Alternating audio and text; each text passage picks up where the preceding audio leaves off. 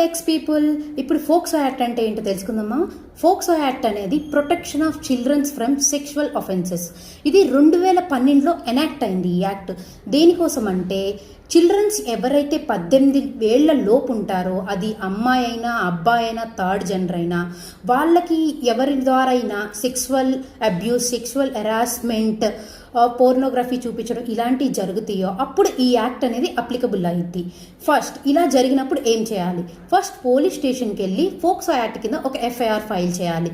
వాళ్ళు ఆ చిల్డ్రన్ నుంచి ఎవరైతే అట్లా బాధించబడ్డారో ఆ చిల్డ్రన్ నుంచి ఒక వీడియో రికార్డెడ్ అని తీసుకుంటారు. ఏం జరిగింది ఏంటనేది అది కంప్లీట్లీ ప్రైవేట్ ఉంటుంది, అది ఎప్పటికీ బయటికి రాదు.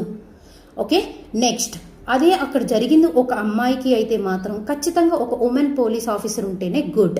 ఇది అయిన తర్వాత ఆ పర్సన్ ఎవరైతే అబ్యూస్ అయ్యారో ఆ చిల్డ్రన్ని మెడికల్ ఎగ్జామినేషన్కి పంపిస్తారు. అంటే ఏమన్నా జరిగిందా ఏంటనేది మెడికల్ ఎగ్జామినేషన్ చేస్తారు. ఆ రిపోర్ట్ కూడా కోర్టుకి చాలా అవసరం. నెక్స్ట్ మెడికల్ ఎగ్జామినేషన్ అయిన తర్వాత చైల్డ్ని కౌన్సిలింగ్ పంపిస్తారు. కొంతమంది ఏంటంటే అలా జరిగిన షాక్లో ఉండి డిప్రెస్ అవ్వడం ఇలాంటివి జరుగుతాయి. కాబట్టి చైల్డ్ కౌన్సిలింగ్ అనేది చాలా ఇంపార్టెంట్ పిల్లలకి.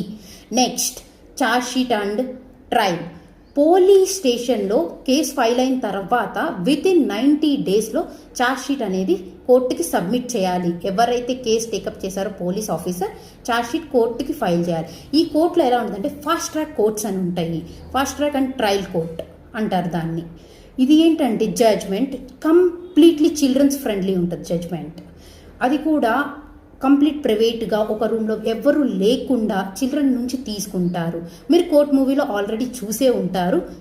ఓకే, నెక్స్ట్ దీంట్లో జడ్జ్మెంట్ ఎప్పటికీ డెలివర్ అయింది. వితిన్ 1 ఇయర్లో జడ్జ్మెంట్ అనేది డెలివర్ అయింది.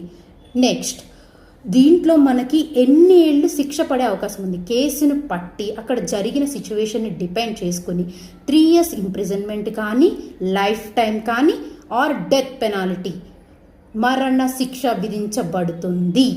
మీకు కనుక ఇది నచ్చినట్టయితే థ్యాంక్ యూ.